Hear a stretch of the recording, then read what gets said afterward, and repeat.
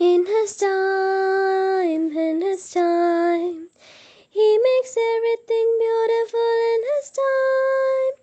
Lord, please show me every day as You're teaching me the way that You'll do just what You say in Your time. Lord, please show me every day as You're teaching me the way that You'll do just what You say in Your time. In Your time, in Your time, You make all things beautiful in Your time. Lord, my life to You I bring, may each song I have to sing be to You a lovely thing in Your time. Lord, my life to You I bring, may each song I have to sing be to You a lovely thing in Your time. In Your time, in Your time. இந்த நாளில் கூட கர்த்தர் நம்மோடு பேசுகிற சிலுவை தியான வசனம் ஆதியாகமம் 22ஆம் அதிகாரம் 2ஆம் வசனம். அப்பொழுது அவர், உன் புத்திரனும் உன் ஏகசுதனும் உன் நேசகுமாரனுமாகிய ஈசாக்கை நீ இப்பொழுது அழைத்து கொண்டு மோரியா தேசத்துக்கு போய் அங்கே நான் உனக்கு குறிக்கும் மலைகள் ஒன்றின் மேல் அவனை தகன பலியாக பலியிடு என்றார்.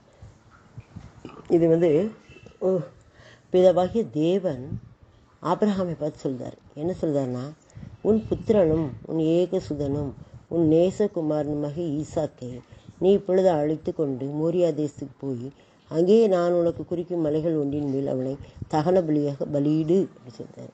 இது ஆண்டவருடைய சிலுவை மரணத்தின் முன் அடையாளம் தான். இது ஈசாக்கை இயேசு கிறிஸ்துக்காக ஒப்பிடுவாங்க, ஆபிரகாம் பிதாவுக்காக ஒப்பிடுவாங்க. ஆபிரகாம் எப்படி தன்னுடைய ஏகசுதனும் நேசகுமாரனும் புத்திரனுமாகிய ஈசாக்கை பலியிட அழைச்சிட்டு போகிறானோ, அதே மாதிரி பிதாவானவர் ஏகசுதன் நேசகுமாரன் அவரை மனுபுத்திரனாகிய அவரை இயேசு கிறிஸ்துவை அவர் கொல்கதா மலைக்கு அழைச்சிட்டு போகிறார். மோரியா தேசத்துக்கு போய் அங்கேயே நான் உனக்கு குறிக்கும் மலைகள் ஒன்றின் மேல் அவனை அந்த மலை தான் கல்வாரி மலையாக பின்னால் மாறியது. ஆண்டவர் தீர்க்க தரிசனமாகத்தான் இந்த வார்த்தையை சொல்லுவார். தகன பலியாக பலியிடு. முழுவதுமாக அவர் தன்னை அர்ப்பணிக்க ஒப்பு கொடுத்தார், பலியிட ஒப்பு கொடுத்தார். பிதாவாகிய தேவன் குமாரனாகிய இயேசு கிறிஸ்துவை சிலுவை மரணத்தின் மூலமாக அர்ப்பணித்தார், தகன பலியாக ஒப்பு கொடுத்தார். நமக்காக, நம்முடைய பாவங்களுக்காக அப்படி செய்தார். இதை காண்பிக்கிறதுக்கு முன் அடையாளமாகத்தான் ஈசாக்கை ஆபிரகாம்கிட்ட ஈசாக்கை பலியிட சொன்னார்.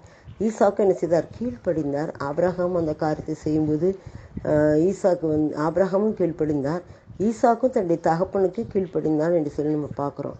அப்படி போயிருக்கும் போது தான் மலைகளில் ஒரு ஆட்டுக்குட்டியை கர்த்தர் நிறுத்தி, நீ உன் மகன் மேலே கையை போடாத, நீ இந்த ஆட்டுக்குட்டியை பலியிடு அப்படின்னு சொல்லுவார். ஆனால் இந்த இடத்துல நம்ம சிலுவையில் இயேசு கிறிஸ்துவை ஒப்பு கொடுத்தாரு. அடித்தாச்சு, சிலுவையில் அடித்து ரத்தம் ஆறாக ஓடியது. ஆனால் இறந்துட்டார். ஆனால் 3ஆம் நாள் உயிரோடு எழுந்தார். அந்த நாளில் கூட ஆபிரகாம் கூட ஈசாக்கை பலியிட கொண்டு போகும்போது அவர் நினச்சது என்னென்னா, என்னுடைய குமாரனை நான் பலியிட கொடுத்தேன்னா எனக்கு ஈசாக்கை திரும்பவும் பாவனையாக அவர் தருவார் என்று விசுவாசித்தார். அப்படிப்பட்ட விசுவாசம் எடுத்திருந்தது. அதே போல தான் பிதாவாகிய தேவனும் இயேசு கிறிஸ்துவை நமக்காக சர்வாங்க தகன பலியாக சிலுவையில் ஒப்பு கொடுக்கும்போது திரும்பியும் என்னுடைய குமாரன் 3ஆம் நாள் உயிரோடு எழுந்து வருவார் என்று சொல்லி நம்பிக்கையோடு தேவன் தன்னுடைய ஒரே பேரன குமாரனை நமக்காக பலியிட ஒப்பு கொடுத்தார் என்று சொல்லி பார்க்குறோம். ஈசாக்கு எப்படி கீழ்ப்படிந்தாரோ அதே போல் இயேசு கிறிஸ்துவும் கீழ்ப்படிந்தார், பிதாவுக்கு கீழ்ப்படிந்தார். பிதாக்கிட்ட சொல்லுவார், நானும் மக்கள்கிட்ட சொல்லுவார், நானும் பிதாவும் ஒன்றாயிருக்கிறோம் அப்படிம்பாரு. பிதாட்ட சொல்லுவார், நீங்கள் எனக்கு செவி கொடுத்ததுனால நமக்கு சோஸ்திரம் அப்படின்னு சொல்லிட்டு தான் லாசர் எழுப்புவார். பிதாவுக்கும் குமாரனுக்கும் இடையில ஒரு பெரிய ஐக்கியம் இருந்தது. 2 பேரும் ஒருவர் நன்கு புரிந்து வைத்திருந்தாங்க. அந்த பிதாவுக்கு கீழ்ப்படின்னு இயேசு கிறிஸ்து தன்னை ஒப்பு கொடுத்தார்.